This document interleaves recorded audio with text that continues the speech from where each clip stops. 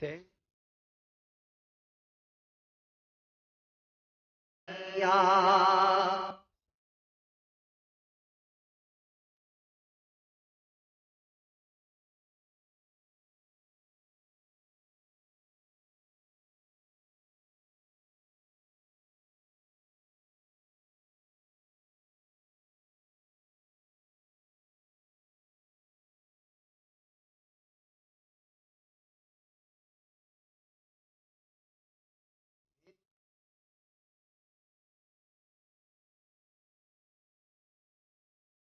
أعوذ بالله من الشيطان الرجيم. بسم الله الرحمن الرحيم.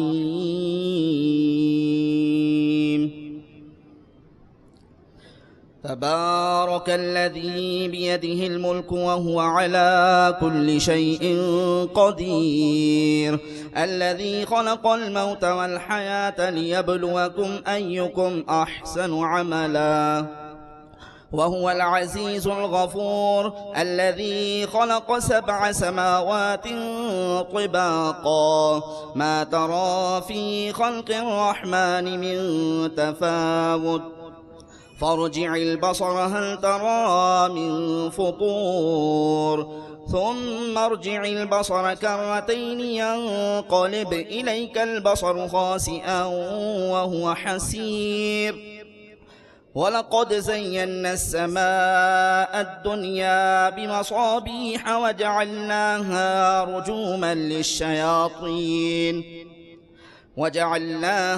رجوما للشياطين وأعتدنا لهم عذاب السعير، وللذين كفروا بربهم عذاب جهنم وبئس المصير.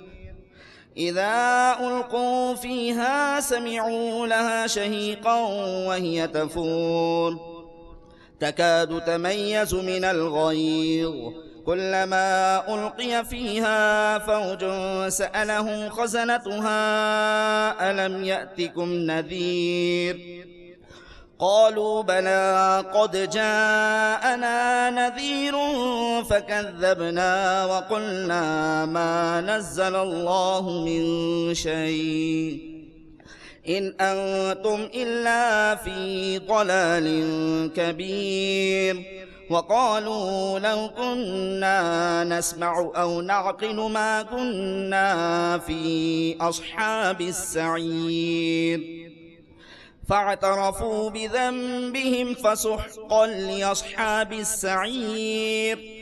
إن الذين يخشون ربهم بالغيب لهم مغفرة وأجر كبير، وأسروا قولكم أو اجهروا به إنه عليم بذات الصدور.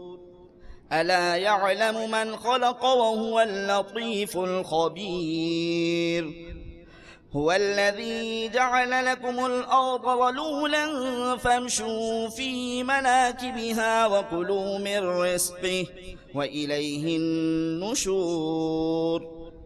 أأمنتم من في السماء أن يخسف بكم الأرض فإذا هي تمور، أم أمنتم من في السماء أن يرسل عليكم حاصبا فستعلمون كيف نذير. ولقد كذب الذين من قبلهم فكيف كان نكير. أولم يروا إلى الطير فوقهم صافات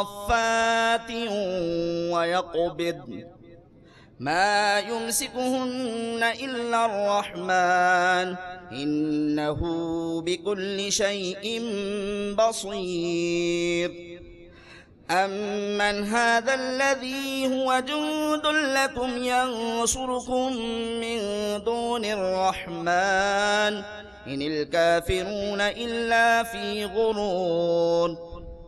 أمن هذا الذي يرزقكم إن أمسك رزقه بل لجوا في عتو ونفور.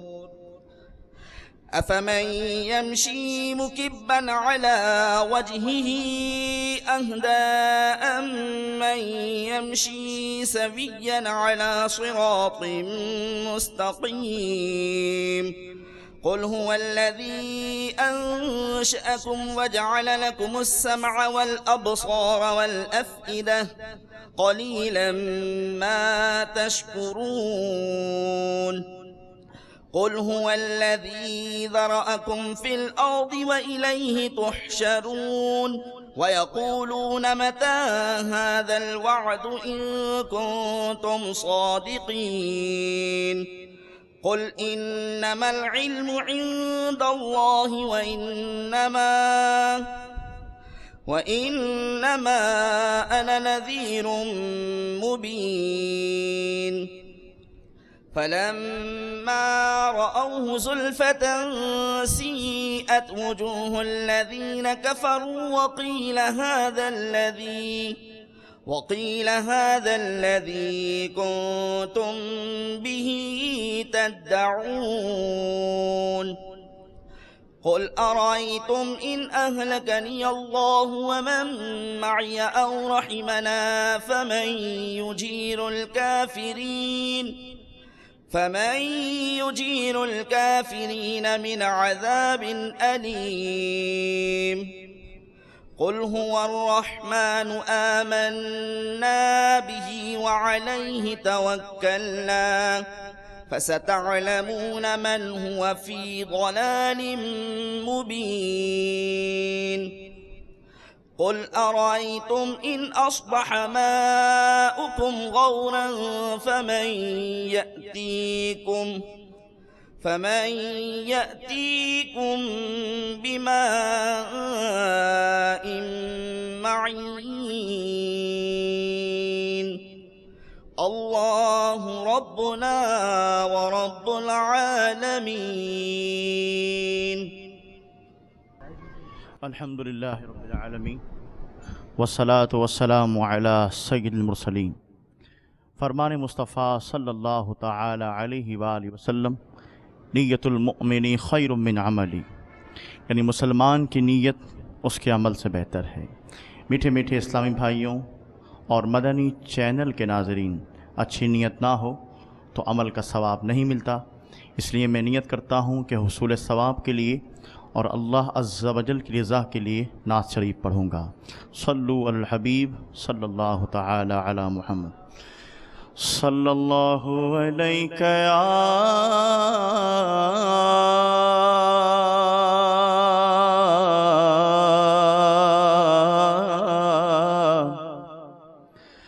یا رسول اللہ،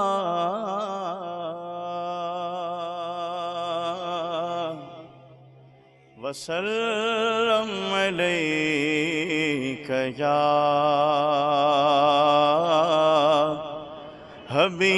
حبیب اللہ۔ شہنشاہ سخن مولانا حسن رضا خان صاحب علی رحمۃ الرحمٰن کا کلام پڑھ رہا ہوں، مل کے شامل رہی گے، انشاءاللہ برکت حاصل ہوں گی۔ دل بے ہو یاد تیری گو تنہائی ہو، دل میں ہو یاد تیری گو تنہائی ہو، پھر تو خلوت میں عجب جو منارائی ہو، دل بے ہو یاد تیری گو تنہائی ہو، آستانے پہ تیرے سر ہو اجل آئی ہو،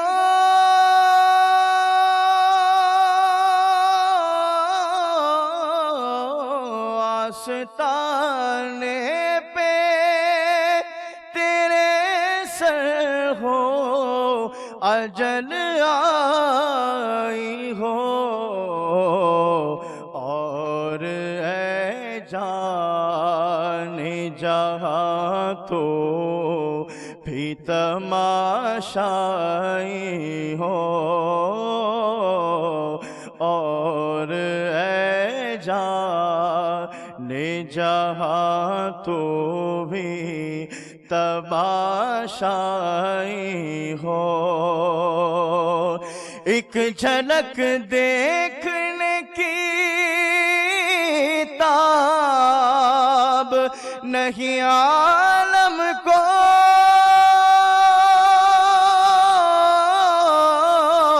ایک جھلک دیکھنے کی تاب نہیں عالم کو، وہ اگر جلوہ کرے کون تماشائی ہو، وہ اگر جلوہ کرے کون تماشائی ہو، پھر تو خلوت میں عجب انجمن آرائی ہو، دل میں ہو یاد تیری گوشۂ تنہائی ہو، آج جو عیب کسی پر نہیں کھلنے دیتے،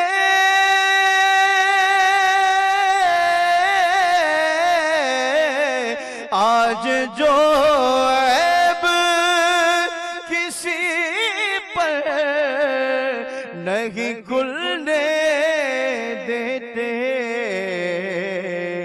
کب وہ چاہیں گے میری حشر میں رسوائی ہو،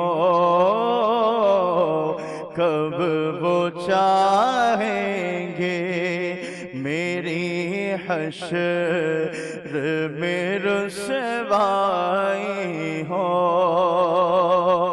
اور بندے جب خواب اجل سے ہو حسن کی آنکھیں،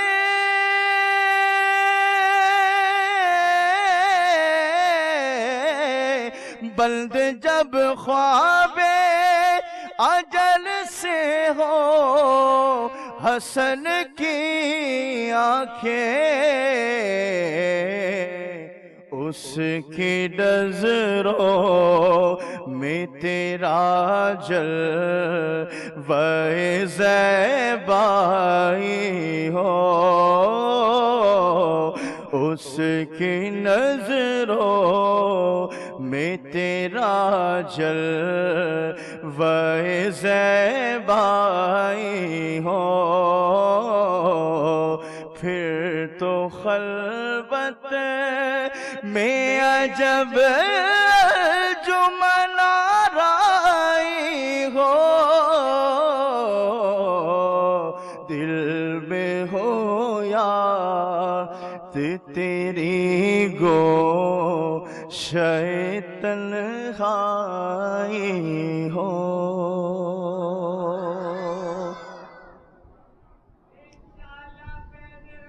الحمدللہ رب العالمین، والصلاة والسلام علی سید المرسلین، اما بعد فاعوذ باللہ من الشیطان الرجیم، بسم اللہ الرحمن الرحیم، الصلاة والسلام علیک یا رسول اللہ وعلی آلک وصحابک یا حبیب اللہ، الصلاة والسلام علیک یا نبی اللہ وعلی آلک وصحابک یا نور اللہ نویت سنت الاعتکاف۔ فرمان مصطفیٰ صلی اللہ تعالی علیہ وآلہ وسلم، نیت المؤمن خیر من عملہ، مسلمان کی نیت اس کے عمل سے بہتر ہے۔ اللہ کی رضا کے لیے اور ثواب بڑھانے کے لیے آئیے اچھی اچھی نیتیں کر لیتے ہیں کہ دعوت اسلامی کے ہفتہ وار اجتماع کا سلسلہ ہے۔ باب المدینہ میں تقریباً 11 مقامات پر یہ اجتماع ہوتا ہے، جس میں سے آج ہم جامع مسجد کلثوم ڈرگ کالونی باب المدینہ کراچی کے ہفتہ وار سنت و برے اجتماع میں حاضر ہیں، اور مدنی چینل کے ناظرین بھی حسب حال اچھی اچھی نیتیں کرتے جائیے کہ رضا الہی کے لیے، حصول ثواب کے لیے، علم دین حاصل کرنے کے لیے بیان میں شریک رہوں گا۔ علم دین کی تعظیم کی خاطر جتنا ہو سکا دو زانوں بیٹھ کر کان لگا کر توجہ کے ساتھ بیان سنوں گا۔ جو باتیں سنوں گا اسے یاد رکھوں گا، عمل کروں گا، دوسروں تک پہنچانے کی کوشش کروں گا۔ انشاءاللہ عز و جل اول تا آخر اجتماع میں شریک رہوں گا۔ قیامت کے دن کسی مسلمان کی نیکیاں میزان یعنی ترازو میں ہلکی ہو جائیں گی، تو سرور کائنات، شاہ موجودات، محبوب رب الارض والسماوات صلی اللہ تعالی علیہ وآلہ وسلم ایک پرچہ اپنے پاس سے نکال کر نیکیوں کے پلڑے میں رکھ دیں گے۔ اس سے نیکیوں کا پلڑا وزنی ہو جائے گا۔ وہ عرض کرے گا میرے ماں باپ آپ پر قربان ہوں، آپ کون ہیں؟ حضور صلی اللہ تعالی علیہ وآلہ وسلم فرمائیں گے میں تیرا نبی محمد صلی اللہ علیہ وآلہ وسلم ہوں، اور یہ تیرا وہ درود پاک ہے جو تو نے مجھ پر پڑھا تھا۔ ذکر و درود ہر گھڑی ورد زباں رہے، ذکر و درود ہر گھڑی ورد زباں رہے، میری فضول گوئی کی عادت نکال دو۔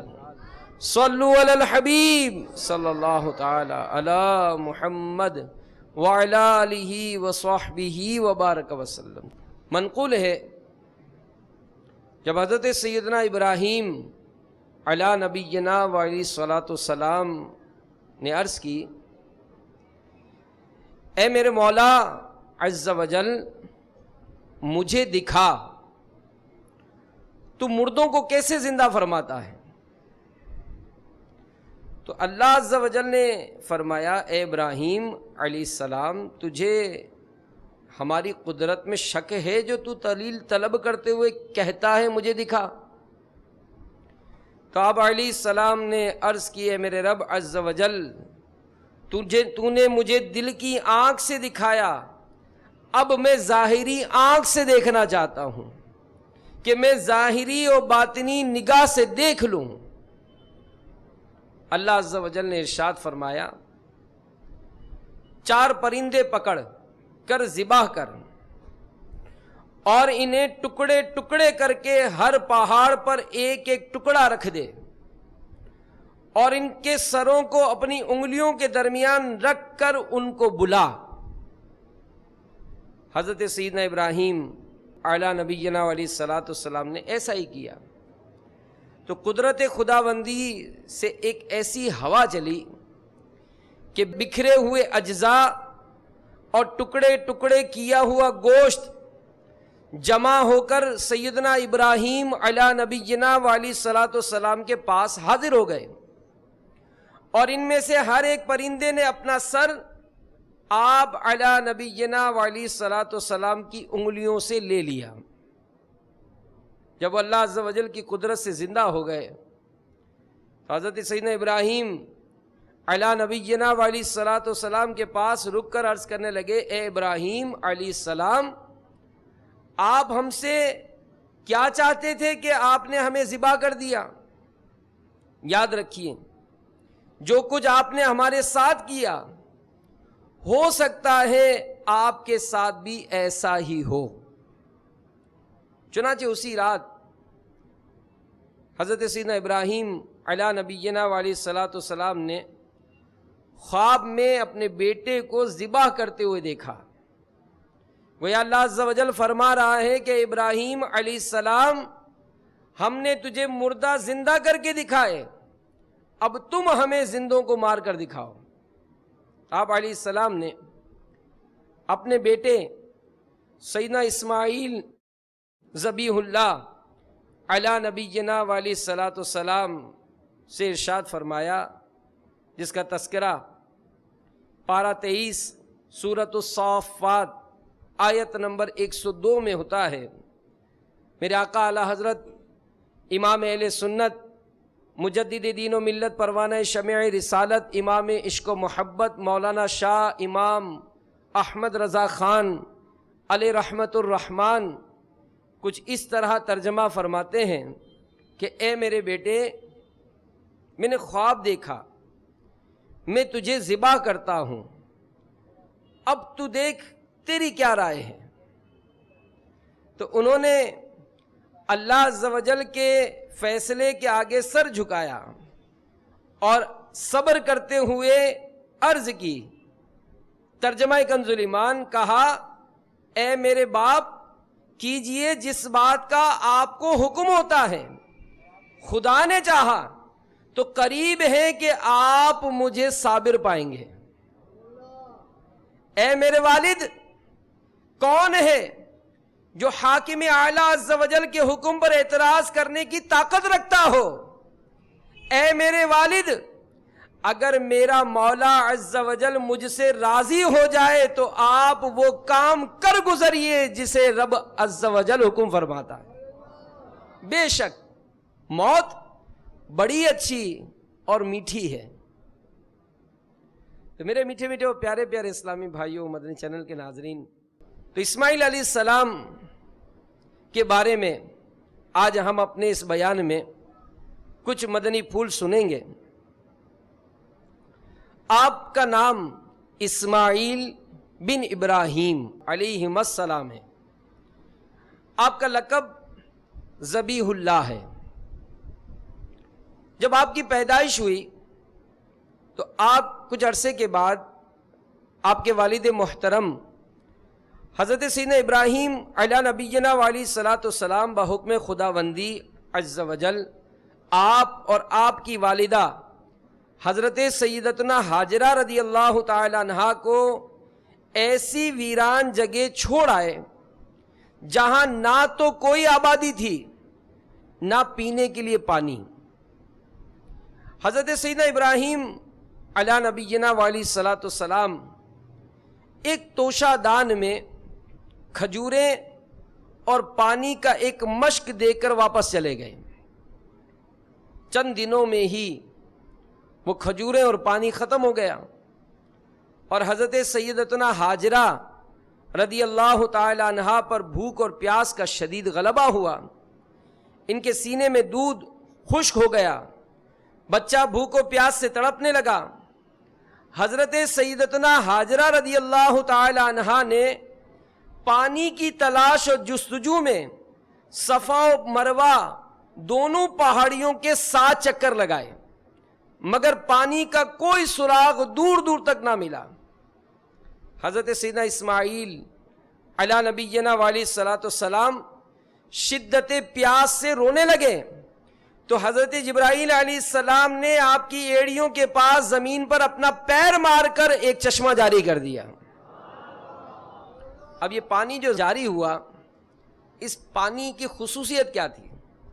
اس پانی میں دودھ کی خاصیت تھی کہ یہ غذا اور پانی دونوں کا کام کرتا تھا. چنانچہ یہی زمزم کا پانی پی کر حضرت سیدتنا ہاجرہ رضی اللہ تعالی عنہا اور سیدنا اسماعیل علیہ السلام زندہ رہے. زمزم شریف کا تذکرہ ہوا تو آج ہزاروں سال گزر چکے مگر کیسا یہ زمزم میں برکت ہے کہ آج بھی لوگ اس سے فیضیاب ہو رہے ہیں۔ آب زمزم سطح زمین پر موجود تمام پانیوں سے بہتر ہے، اور اس کی برکت کیا ہے کہ جس مقصد کے لیے پیا جائے وہ پورا ہوتا ہے۔ کیونکہ اب تو ہمیں اس مدنی چینل کو اس وقت مکے مدینے میں بھی عاشقان رسول دیکھ رہے ہوں گے، وہاں تو یہ خوب جی بھر کر پیٹ بھر کر زمزم پی رہے ہوں گے، اور ہمارے لیے جب لے کر آتے ہیں تو ایک چھوٹی چھوٹی بوتل میں تبرکن ہمیں مل جاتا ہے۔ اب یہ جو زمزم ہے یہ کیسا بابرکت پانی ہے، سنیے سرکار مدینہ قرار قلب و سینہ صلی اللہ علیہ وآلہ وسلم کا فرمان عالی شان ہے کہ آب زمزم سطح زمین پر موجود ہر پانی سے بہتر ہے۔ اور شفیع المذنبین انیس الغریبین سراج السالکین صلی اللہ علیہ وآلہ وسلم نے ارشاد فرمایا، آب زمزم دنیا اور آخرت کے جس مقصد کے لیے بھی پیا جائے کافی ہے۔ اور حضرت سیدنا ابن عباس رضی اللہ تعالی عنہما سے روایت ہے کہ سرکار دو عالم نور مجسم صلی اللہ علیہ وآلہ وسلم نے فرمایا کہ آب زمزم اسی مقصد کے لیے ہے جس کے لیے اسے پیا جائے۔ اگر تو اسے شفا کی غرض سے پیے گا تو اللہ عز و جل تجھے شفا دے گا، اگر تو شکم سیری کے لیے پیے گا تو اللہ عز و جل تجھے شکم سیر فرما دے گا، اور اگر تو اسے اپنی پیاس بجھانے کے لیے پیے گا تو اللہ عز و جل تیری پیاس بجھا دے گا، اور اگر تو اسے پناہ حاصل کرنے کے لیے پیے گا تو اللہ عز و جل تجھے پناہ عطا فرمائے گا۔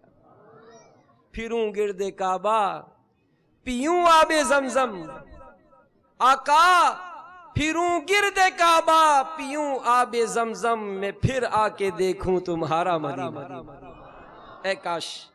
اے کاش کرم ہو جائے اور ہم سچ مچ مکے میں حاضر ہو کر اس کنویں کے گرد حاضری دیں کہ جہاں پر علماء لکھتے ہیں کہ جو زمزم کا کنواں ہے اس کے قریب دعا مانگی جاتی ہے، دعا بھی قبول ہوتی ہے، اور زمزم پئیں۔ سبحان اللہ۔ اب جب زمزم پئیں گے تو کیا ہوتا ہے کہ حضرت سیدنا ابن عباس رضی اللہ تعالیٰ عنہما، آپ کی بڑی پیاری ادا کتاب میں لکھی ہے، جب آب زمزم پیتے تو یہ دعا مانگتے، اللہم انی اسألک علما نافعا ورزقا واسعا وشفاء من کل داء۔ اے اللہ میں تجھ سے نفع دینے والا علم، وسیع رزق اور ہر بیماری سے شفا کا سوال کرتا ہوں۔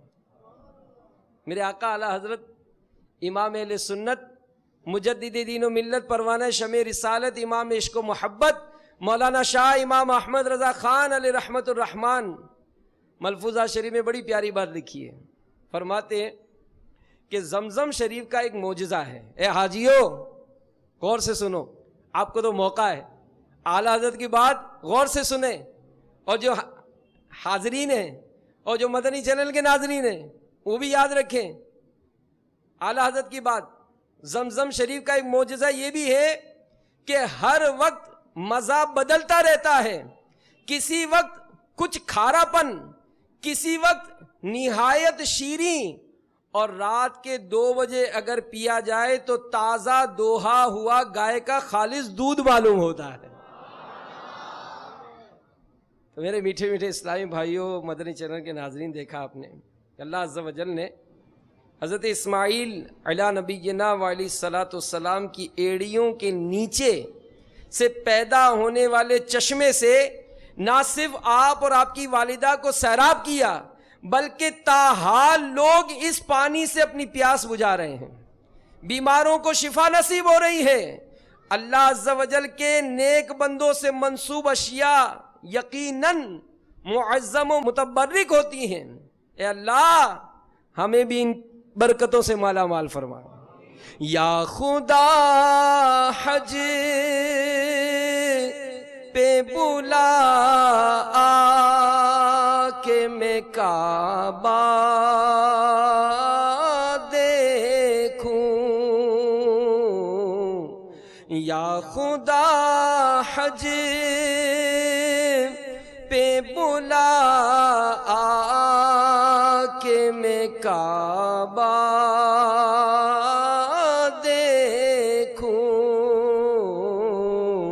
کاش ایک بار میں پھر میٹھا مدینہ دیکھوں۔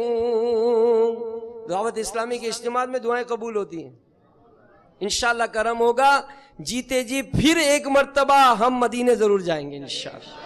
جنہوں نے نہیں دیکھا ہے اللہ، آج کے اس اجتماع میں شرکت کی برکت سے ان تمام عاشقان رسول کو اس وقت تک موت نہ دینا جب تک یہ اپنی آنکھوں سے کعبہ نہ دیکھ لیں، جب تک یہ میٹھا مدینہ نہ دیکھ لیں۔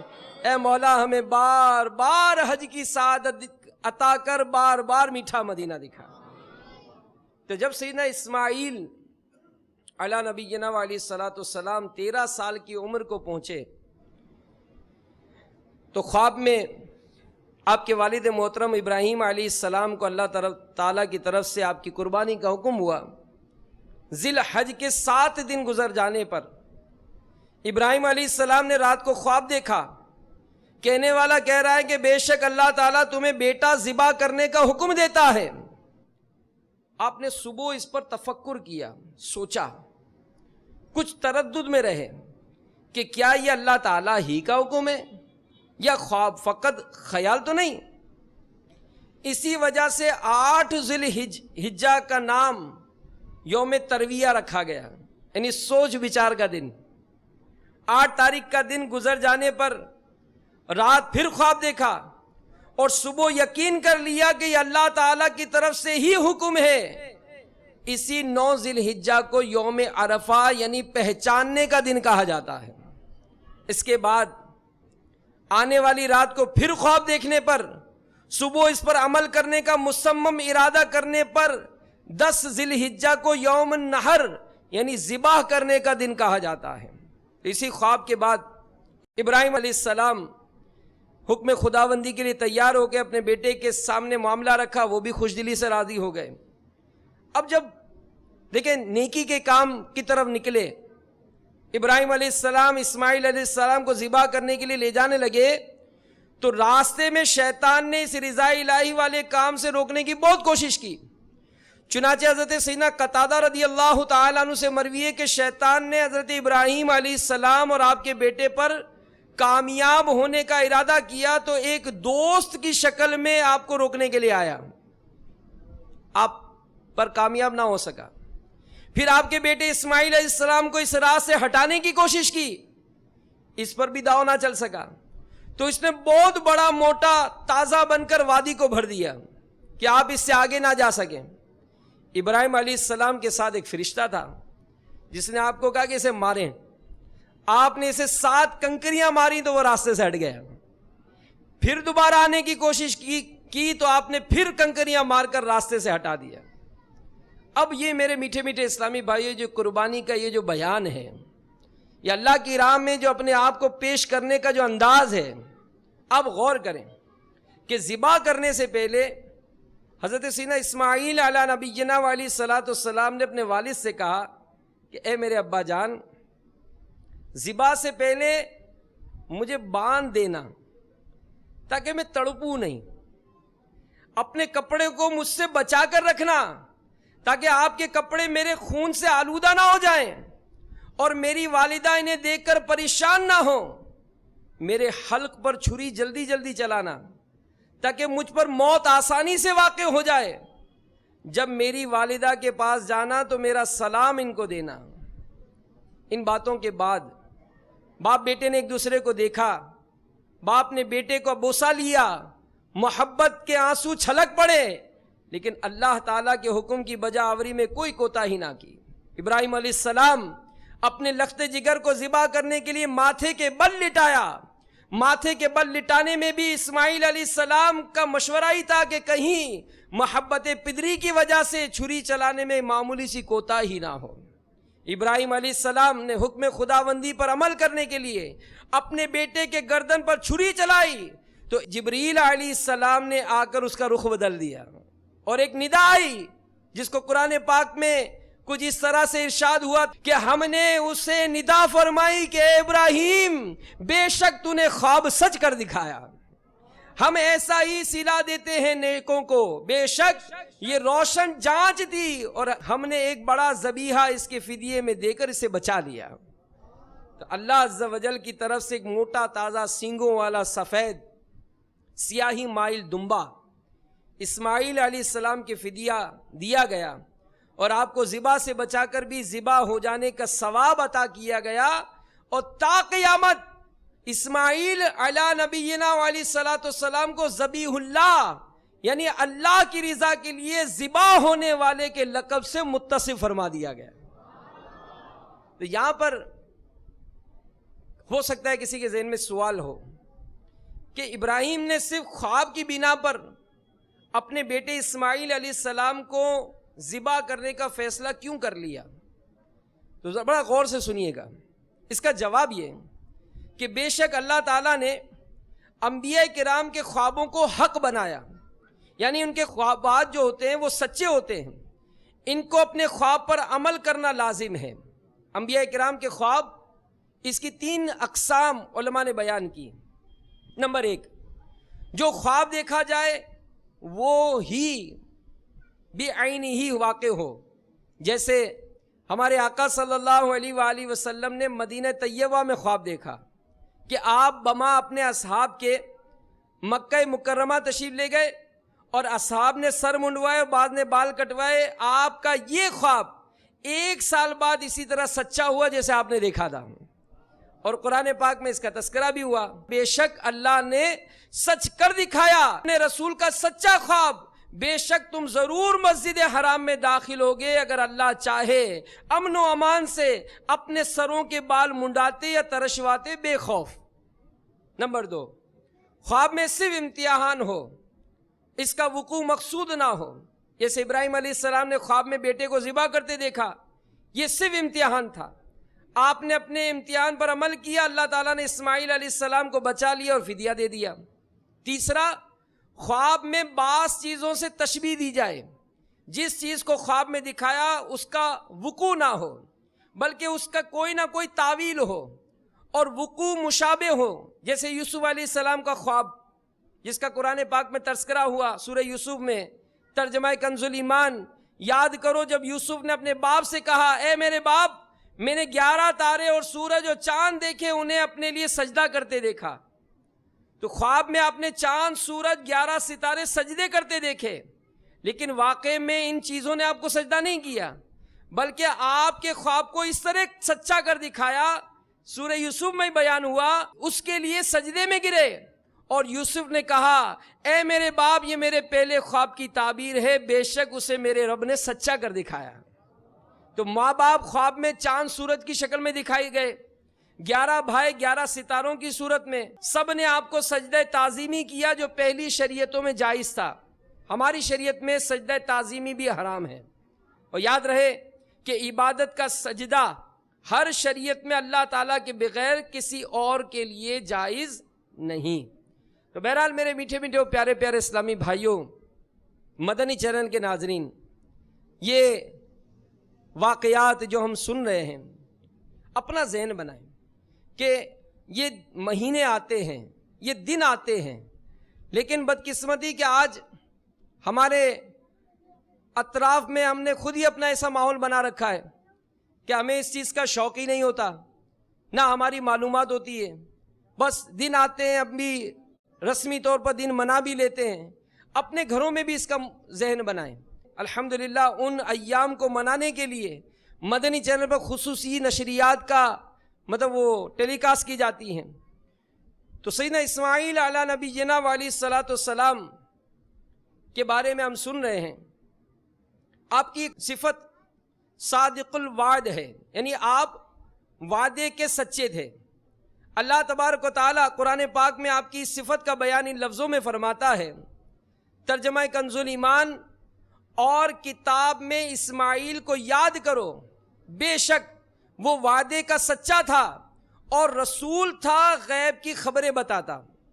صدر الافاضل مولانا سید محمد نعیم الدین مراد آبادی علیہ رحمۃ اللہ الہادی خزائن العرفان میں اس آیت کریمہ کے تحت فرماتے ہیں کہ انبیاء سب ہی سچے ہوتے ہیں، لیکن آپ اس وصف میں خاص شہرت رکھتے تھے۔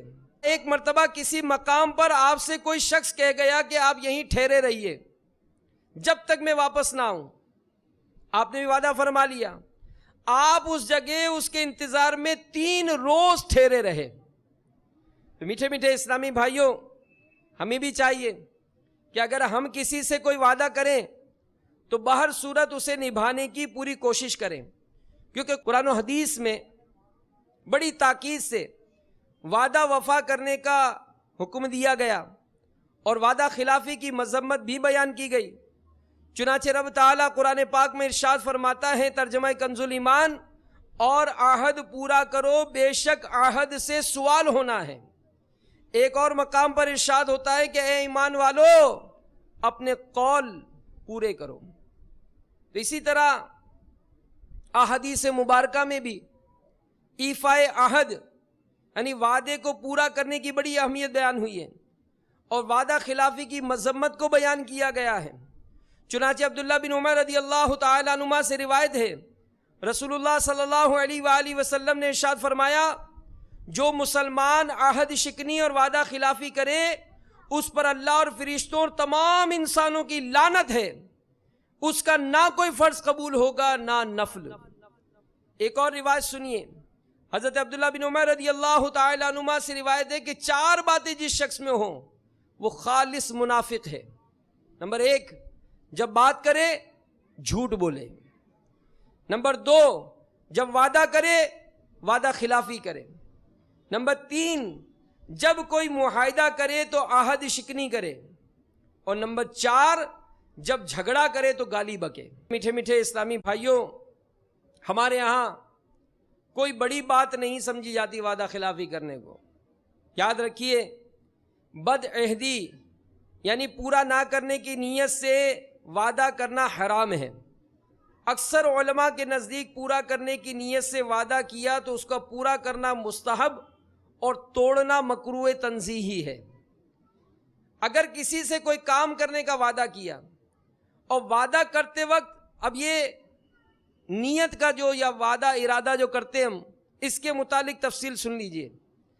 اگر کسی سے کوئی کام کرنے کا وعدہ کیا اور وعدہ کرتے وقت نیت میں فریب نہ ہو، پھر بعد میں اس کام کو کرنے میں کوئی حرج پایا تو اس وجہ سے اس کام کو نہ کرنا وعدہ خلافی نہیں کہلائے گا۔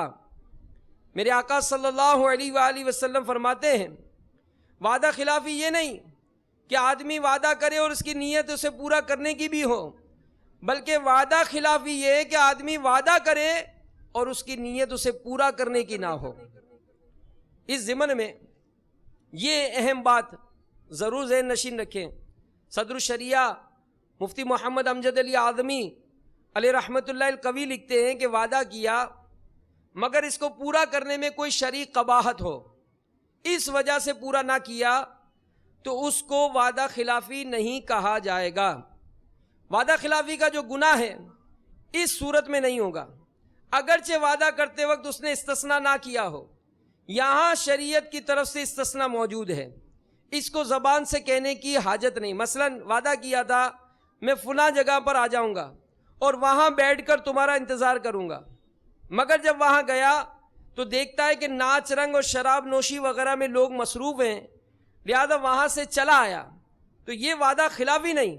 یا اس کا انتظار کرنے کا وعدہ کیا اور انتظار کر رہا تھا کہ نماز کا وقت آ گیا، یہ چلا آیا، تو یہ وعدے کے خلاف نہیں ہوا۔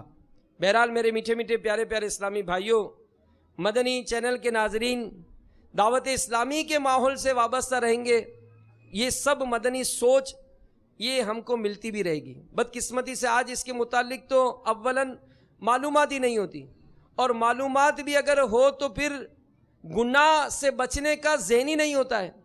تو دعوت اسلامی کے مدنی ماحول میں الحمدللہ گناہ سے بچنے کا بھی ذہن بنتا ہے اور دوسروں کو بچانے کا بھی ذہن بنتا ہے، نیکیاں کرنے کا بھی ذہن بنتا ہے، نیکیاں پھیلانے کا بھی ذہن بنتا ہے۔ اور پھر اس مدنی ماحول سے وابستہ ہونے والوں کی کیسی کیسی مدنی بہاریں نصیب ہو جاتی ہیں. سنیے، اپنا ایمان تازہ کیجئے. جھڈو ضلع میرپور خاص باب الاسلام سندھ کے ایک اسلامی بھائی کے بیان کا لب لباب ہے. میں ایک بدماش تھا، لوگوں پر ظلم کرنا میری عادت میں شامل تھا، اپنے مضبوط اور طاقتور جسم پر مغرور تھا، کسی کو خاطر میں نہ لاتا تھا، گلے کے بٹن کھول کر اکڑ کر چلنا، بد نگاہی کرنا، کسی کو مکہ تو کسی کو لات مارنا، کسی کو گالیاں دینا تو کسی کا مذاق اڑانا، یہ میرا معمول تھا. بدقسمتی سے مجھے اپنے ہی جیسے برے دوست میسر تھے جو ان غلط کاموں پر مجھے سمجھانے کے بجائے میری حوصلہ افزائی کرتے تھے. فلمیں ڈرامے دیکھنے اور گانے بازے سننے کا شائق تھا. مجھے اپنی غلطیوں کا احساس تک نہ تھا. یوں ہی زندگی کے انمول ہیرے غفلت کی نظر ہو رہے تھے. میری سعادتوں کی معراج کا سفر اس طرح ہوا کہ ایک روز میری ملاقات دعوت اسلامی کے مدنی ماحول سے منسلک ایک اسلامی بھائی سے ہو گئی، جنہوں نے محبت بھرے انداز میں مجھے مدرسۃ المدینہ بالغان میں شرکت کی دعوت پیش کی. اب دعوت دینے کا انداز اتنا میٹھا میٹھا تھا کہ ان کے میٹھے بول میرے کانوں میں دیر تک رس گھولتے رہے. میں نے حامی بھر لی، مگر دل میں پیدا ہونے والے مختلف وسوسوں کی وجہ سے نہ جا سکا. وہ اسلامی بھائی مجھے مسلسل مدرسۃ المدینہ بالغان میں شرکت کی دعوت پیش کرتے رہے، یہاں تک کہ ایک دن میں نے شرکت کر ہی لی.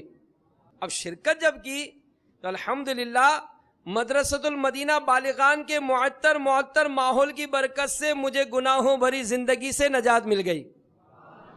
میں نے توبہ کر لی، نیکیوں کا عامل بن گیا، سنت کے مطابق چہرے پر داڑھی سجائی، مدنی لباس زیب تن کیا اور الحمدللہ امامہ شریف کا تاج سجا لیا.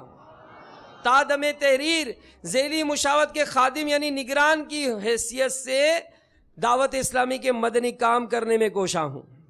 اور دیکھا میرے میٹھے میٹھے اسلامی بھائیوں، مدنی چینل کے ناظرین، یہ مدرسۃ المدینہ بالغان میں آخر ملتا کیا ہے؟ آپ خود سوچے کہ بھئی ایسا کیا مل جاتا ہے کہ آنے والا یوں مطلب اتنا بالکل اٹیچ ہو جاتا ہے، چپک جاتا ہے.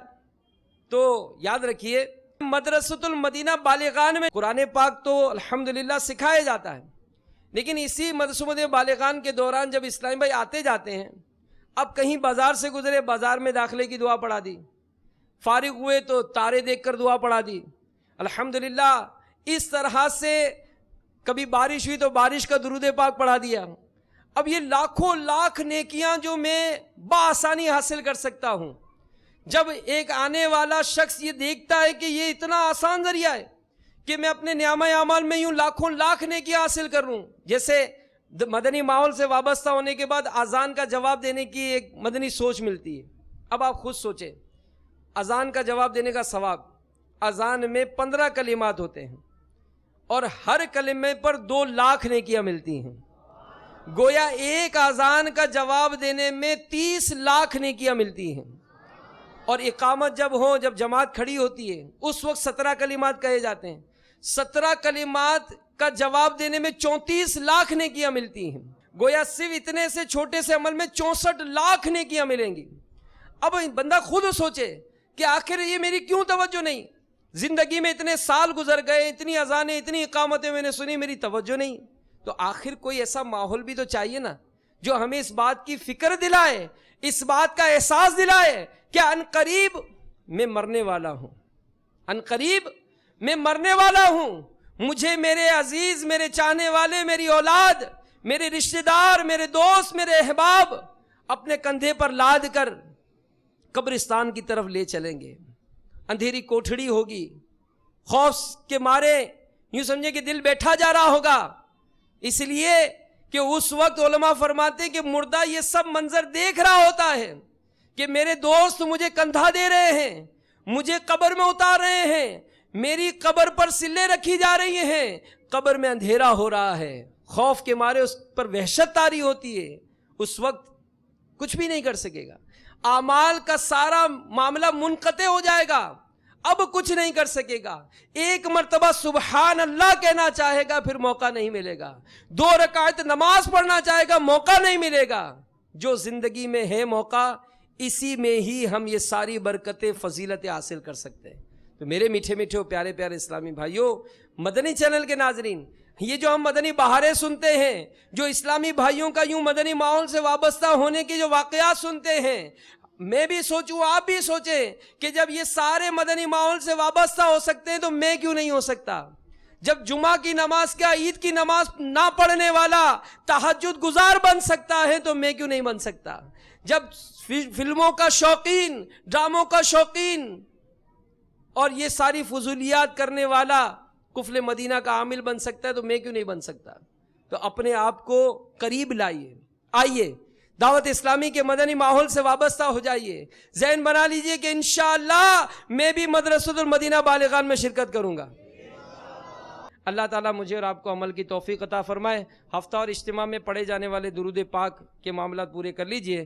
بزرگوں نے فرمایا کہ جو شخص ہر شب جمعہ اور جمعرات کی درمیانی رات اس درود پاک کو پابندی سے کم از کم ایک بار پڑھے گا، موت کے وقت سرکار مدینہ صلی اللہ علیہ وآلہ وسلم کی زیارت کرے گا، قبر میں داخل ہوتے وقت بھی، یہاں تک کہ وہ دیکھے گا کہ سرکار علیہ الصلوۃ والسلام اسے قبر میں اپنے رحمت بھرے ہاتھوں سے اتار رہے ہیں۔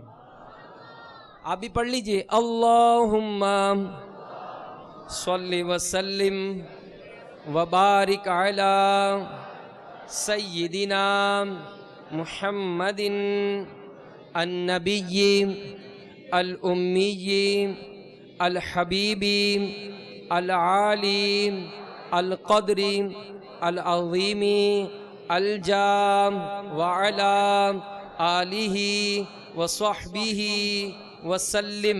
حضرت سیدنا انس رضی اللہ تعالیٰ عنہ سے روایت ہے، تاجدار مدینہ صلی اللہ تعالیٰ علیہ وآلہ وسلم نے فرمایا، جو شخص یہ درود پاک پڑھے، اگر کھڑا تھا تو بیٹھنے سے پہلے اور بیٹھا تھا تو کھڑے ہونے سے پہلے اس کے گناہ معاف کر دیے جائیں گے۔ اللہم صلی علی سیدنا و مولانا محمد وعلی آلہ وسلم۔ جو یہ درود پاک پڑھتا ہے اس پر رحمت کے 70 دروازے کھول دیے جاتے ہیں۔ صلی اللہ علی محمد۔ حضرت سیدنا ابن عباس رضی اللہ تعالیٰ عنہما سے روایت ہے کہ سرکار مدینہ صلی اللہ علیہ وآلہ وسلم نے فرمایا، اس کو پڑھنے والے کے لیے 70 فرشتے 1000 دن تک نیکیاں لکھتے ہیں۔ آئیے ہم بھی پڑھ لیتے ہیں، جزا اللہ عنا محمدا ما ہوا اہلہ۔ حضرت احمد ساوی علیہ رحمۃ اللہ الہادی بعض بزرگوں سے نقل کرتے ہیں، اس درود پاک کو ایک بار پڑھنے سے 6 لاکھ درود پڑھنے کا ثواب حاصل ہوتا ہے۔ اللہم صلی علی سیدنا محمد عدد ما فی علم اللہ صلاۃ دائمۃ بدوام ملک اللہ۔ ایک دن ایک شخص آیا تو حضور انور صلی اللہ علیہ وآلہ وسلم نے اسے اپنے اور صدیق اکبر رضی اللہ تعالیٰ عنہ کے درمیان بٹھا لیا۔ اس سے صحابہ کرام علیہ رضوان کو تعجب ہوا کہ یہ کون ذی مرتبہ ہے۔ جب وہ چلا گیا تو سرکار علیہ الصلوۃ والسلام نے فرمایا، یہ جب مجھ پر درود پڑھتا ہے تو یوں پڑھتا ہے۔ ہم بھی پڑھ لیتے ہیں، اللہم صلی علی محمد کما تحب وترضی۔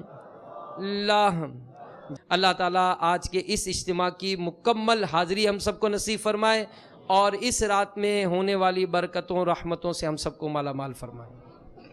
گنبد خضرا کا تصور باندھ کر مل کر 11 مرتبہ درود پاک پڑھیے۔